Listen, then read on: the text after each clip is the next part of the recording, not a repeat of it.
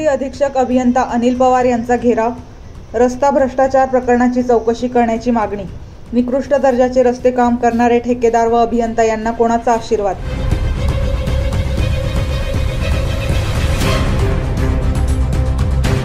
नंदुरबार सार्वजनिक बांधकाम विभागाच्या दौऱ्यावर आलेले धुळे येथील अधीक्षक अभियंता आ.ला पवार हे नंदुरबार येथे आले असता दिनांक 18 जून 2025 रोजी क्रांतिकारी शेतकरी संघटनेचे जिल्हाध्यक्ष योगेश पाटील यांनी घेराव टाकला।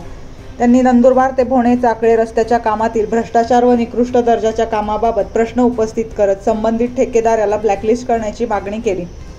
तसेच नंदुरबार सार्वजनिक बांधकाम विभागाचे कार्यकारी अभियंता अंकुश पालवे यांच्याकडे बोगस रस्त्यासंदर्भात अनेक तक्रारी पुराव्यासहित दाखल आहेत।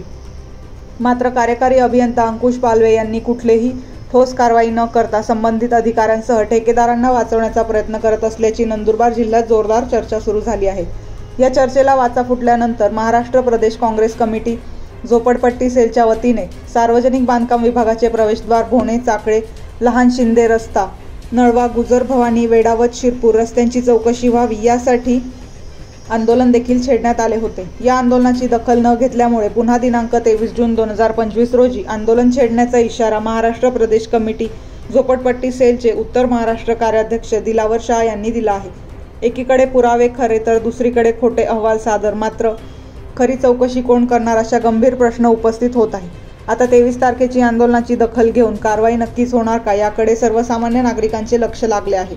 नंदुरबार येथील सार्वजनिक बांधकाम विभागात सुरू असलेला अनागोंदी कारभारावर धुळे येथील अधीक्षक अभियंता अनिल पवार हे कार्यकारी बांधकाम विभाग नंदुरबार संबंधित शाखा अभियंता अधिकारी व निकृष्ट दर्जाचे काम करणाऱ्या ठेकेदारावर कोणती कारवाई करतात याकडे जिल्ह्याचे लक्ष लागून आहे। भोणे चाकळे रस्त्याच्या निकृष्ट कामाची चौकशी करण्यासाठी आम्ही पत्रव्यवहार केलेला होता।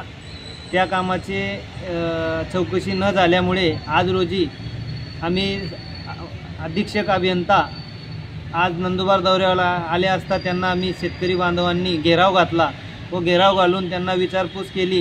त्यांनी आम्हाला सांगितले की येत्या 2 दिवसात आम्ही संबंधित अधिकाऱ्यांना सांगून या कामाची चौकशी करून अहवाल सादर करू आणि तो अहवाल सादर केल्यानंतर संबंधित अधिकाऱ्यांवरती तात्पुरती कारवाई करू आणि त्यांना 24 लाईव्ह महाराष्ट्र न्यूजसाठी पंकज आहिरे, योगेश पवार, नंदुरबार।